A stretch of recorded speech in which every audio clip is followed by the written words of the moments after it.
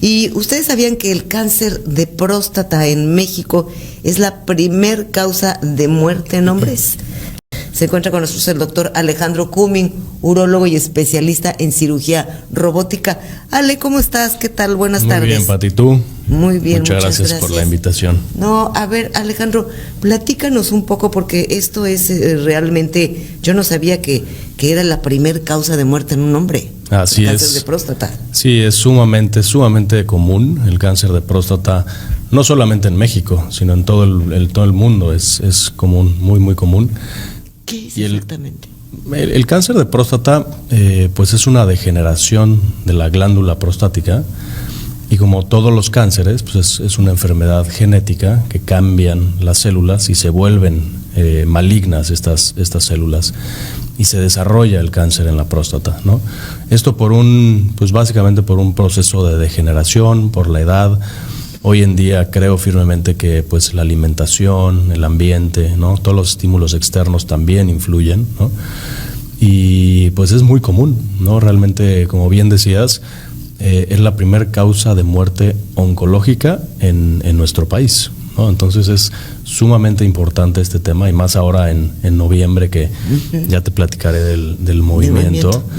Pero es bien importante pues platicarlo, difundir, ¿no? esta enfermedad, porque pues sí, digo, así se diagnostican, pero también se mueren, ¿no? Los pacientes. Es decir, que así como nosotras las mujeres tenemos que llevar a conciencia el cáncer de mama y el cáncer cervicouterino, los hombres tienen que llevar a conciencia el cáncer de próstata.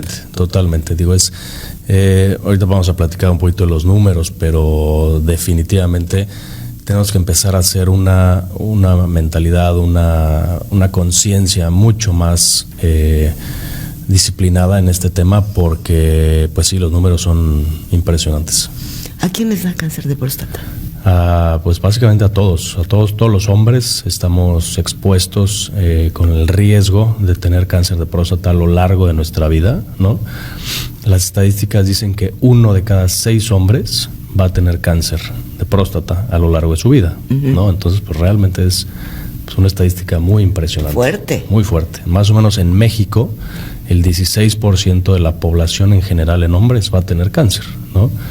Entonces, no es como que una enfermedad pues poco común, que no podemos dejar, ¿no? Ahí vamos a dejar un catarrito. Exacto. ¿No? Entonces, pues sí, son cifras muy importantes, y de ahí pues obviamente viene pues todo el problema que ha surgido en este cáncer, ¿no? Por eso tantas muertes, por eso es la primera causa de muerte en países en desarrollo o en México. Incluso, que no sucede lo mismo en países desarrollados, ¿no? Porque pues hay campañas muy importantes, hay movimientos, hay ¿Hay mayor conciencia de prevención en los países desarrollados, perdón? Totalmente, y esto hace que la mortalidad obviamente baja, ¿no? Obviamente esto hace que el número de casos sea más alta, ¿no? Como por ejemplo en Estados Unidos, pero porque lo estás detectando a tiempo, porque estás haciendo campañas, por eso también baja mucho la mortalidad. Realmente no es tan importante que tengas muchos casos, sino que la mortalidad sea baja, ¿no? Claro. En México tenemos muchos casos, pero la mortalidad muy alta, es el problema. ¿Por qué la gente no lo previene? ¿No le gusta la revisión o qué pasa? Sí, aquí es el famoso tacto, ¿no? El famoso tacto rectal, que es con lo que nosotros los urólogos pues nos da muchísima información, ¿no? La realidad es que sí es necesario, ¿no? Yo soy un poco de la vieja escuela, que sí es necesario el tacto rectal, pero tenemos otra herramienta pues igual o más valiosa, que es el antígeno prostático. Ok, ¿no? ¿Cuál es el factor de riesgo para el cáncer de próstata? Pues realmente la edad, ¿no? La edad es el factor de riesgo más importante, ¿no? Tomando en cuenta la población mexicana, ¿no? ¿A los jóvenes no les da? Es rarísimo, es realmente muy raro que den jóvenes. El cáncer de próstata pues da en hombres pues ya mayores de 50 años, ¿no? Casos menores de 50 pues son casos hereditarios muy raros, ¿no? Pero no, lo común es que después de los 50 años, por la edad, ¿no? Y por otros factores pues genéticos, de alimentación, ambientales, se desencadena el cáncer y pues empieza. Dijimos que era hereditario también, ¿no? También hay casos. Como el cáncer de mama. Exacto. O sea, los cánceres son hereditarios. Si alguien tuvo cáncer en tu familia... Es más probable. No, y hoy en día se sabe que no solamente si tu papá, tu hermano tuvo cáncer de próstata, tienes mayor riesgo, sino también si tu mamá, tu abuela o hermanas han tenido cáncer de mama, ese mismo gen se ha visto que puede causar cáncer de próstata en la línea masculina. ¿Cómo crees? Entonces también eso ya es importante preguntarlo, ¿no? Porque siempre nos vamos como, tu papá ha tenido cáncer de próstata, pero también es importante preguntar por la rama femenina en la familia. Oye, ¿y viceversa también? No, viceversa no. O sea, bueno, sí, puede ser, ¿no? Si alguien tuvo cáncer de próstata, tu papá o tu abuelo, a lo mejor a ti tú puedes desarrollar cáncer de mama. Eso no está todavía demostrado, pero sí al revés. Qué raro, ¿no? Así es, qué extraño. A ver, entonces, ¿a qué edad se deben de empezar a checar? Pues idealmente a los 45, ¿no? Antes, hace varios años, se decía que a los 50 años empezar a hacer revisiones urológicas, antígeno prostático.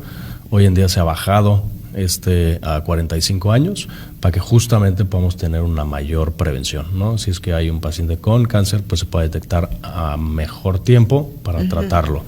Entonces, en poblaciones generales, 45 años, si hay antecedentes familiares de cáncer de próstata o, como decíamos ahorita, de cáncer de mama, ¿no? A primera línea de familiares, a los 40 años es lo que se sugiere. O sea, antes. Antes. Oye, dime una cosa, lo de la alimentación. Dicen que es muy importante, nos lo acabas de decir, y yo escucho que siempre están hablando de la alimentación y la alimentación y la alimentación. Así es.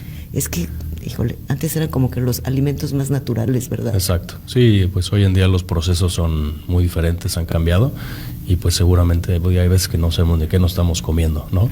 Ay, ya sé. Y pues la realidad es que desde hace muchos años pues se ha visto un pico, no solamente en el cáncer de próstata, en otros tipos de cánceres, en enfermedades autoinmunes, en enfermedades, en otras, ¿no?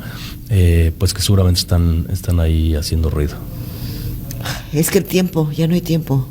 Antes había tiempo, mucho tiempo para cocinar. Exacto. Ahora ya nadie tiene tiempo de nada, no Así tenemos es. tiempo, estamos siempre en el estrés. Y ese es otro factor también, ¿no?